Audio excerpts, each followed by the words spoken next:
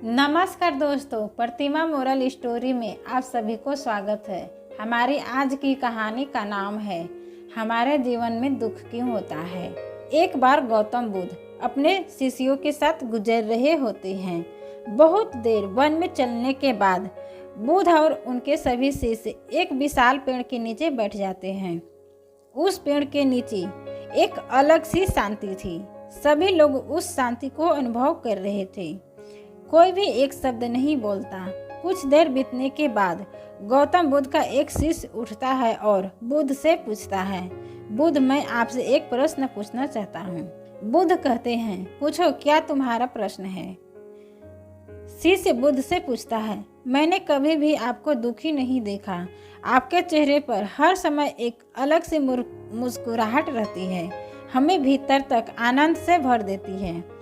आपके चेहरे पर अलग सी चमक है जो हमें दुख से कोसों दूर कर देती है। पर मैं यह जानना चाहता हूँ कि मेरे भिक्षु बनने से पहले मेरे जीवन में बहुत सारा दुख था। इसके कारण मैं भिक्षु बन गया, पर मैं अभी तक नहीं जान पाया हूँ कि दुख क्या है। क्या आप मुझे बता सकते हैं कि वास्तव में दुख क्या है। बुद्ध मुस्कुराते और अपने भिक्षु से कहते हैं, दुख एक विचार से ज़्यादा कुछ नहीं है।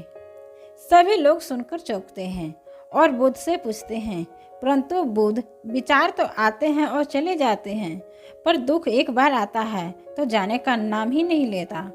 बुद्ध कहते हैं, मैं तुम्हें एक छोटी सी घटना बताता हूँ।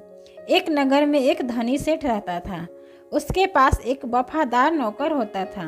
वह सेठ अपने नौकर पर बहुत विश्वास करता था।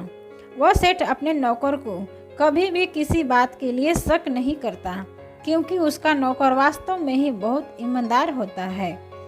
एक बार उस सेठ को किसी काम से बाहर जाना पड़ता है।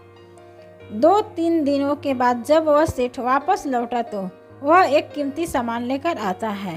वह उस कीमती सामान को अपने कमरे में बड़ा सजा कर रख देता है और अपने नौकर से कहता है, तुम्हें खास तौर पर इस चीज़ का ध्यान रखना।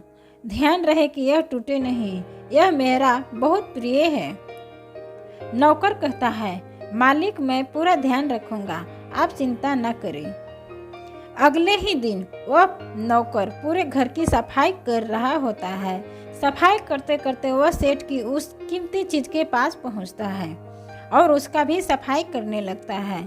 सफाई करते वक्त वह कीमती चीज उस नौकर के हाथ से फिसल जाती है और नीचे गिर जाती है। सेठ को यह बात पता चलती है तो वह नौकर के पास आता है और नौकर को खूब डांटता धमकाता है, पर न तो वह उस नौकर को नौकरी से निकाल सकता और न ही उसे पीट सकता, क्योंकि वह उसका बहुत वफादार और पुराना नौकर था। इसलिए वह डांट धमकाकर ही उसे छोड़ देता है।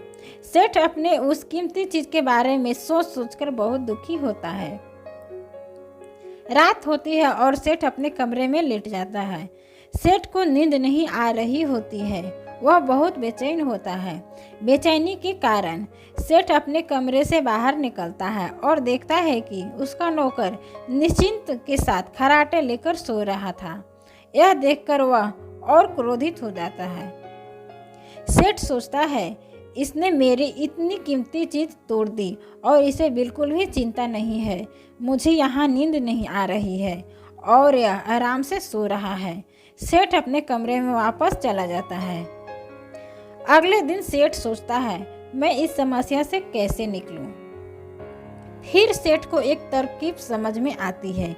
वह अपने नौकर के पास जाता है और अपने नौकर से कहता है, मुझे बहुत दुख हो रहा है, यह बताते हुए कि वह जो कीमती चीज कल तुमने तोड़ी थी वह मैं तुम्हारे लिए लाया था। मैं चाहता था कि मैं तुम्हें उपहार में दूं, परंतु अब क्या कर सकते हैं, अब तो वह टूट गई है। सेठ की बात सुनकर नौकर को बहुत धक्का लगा। नौकर सोचता है, अरे यह तो बहुत बड़ी गलती हो गई। वे इतनी कीमती और महंगी चीज मेरे लिए थी और मुझसे ही टूट गई। फिर क्या, उस नौकर के मन में बेचैनी पैदा हो जाती है, दुख पैदा हो जाता है। रात होती है और सेठ आराम से सोता है और वहाँ नौकर बेचैन रहता है। नींद नहीं आती क्योंकि अब उस नौकर ने उस सेठ की कीमती चीज को अपने आप से जोड़ लिया, इसलिए वह दुखी हो रहा था। पहले उस नौकर के मन में यह विचार नहीं था कि वह कीमती चीज मेरी है, पर अब उसके मन में यह विचार है कि वह कीमती चीज न टूटती तो वह मेरी होती। बुद्ध कहते हैं, दुख केवल एक विचार है, और यह विचार कैसे उत्पन्न होता है? अपने आप को किसी चीज से जोड़ने से। हम किसी चीज को अपने आप से जोड़ देते हैं, वह चीज हमारे दुख का कारण बनती है। लेकिन वास्तविकता तो यह है कि कोई भी चीज हमसे जुड़ नहीं सकती। हर चीज आपके पास है, आपकी है, पर कुछ समय के लिए, कुछ समय के बाद वह आपसे दूर हो जाएगी। उस दूर होने वाली घटना को स्वीकार करें और आगे बढ़े। तो दोस्तों, आशा है कि गौतम बुद्ध की यह शिक्षाप्रद कहानी आपको पसंद आई होगी। कहानी पसंद आई तो अपनी राय कमेंट के द्वारा अवश्य बताएं और लाइक और सब्सक्राइब करें। Thank you.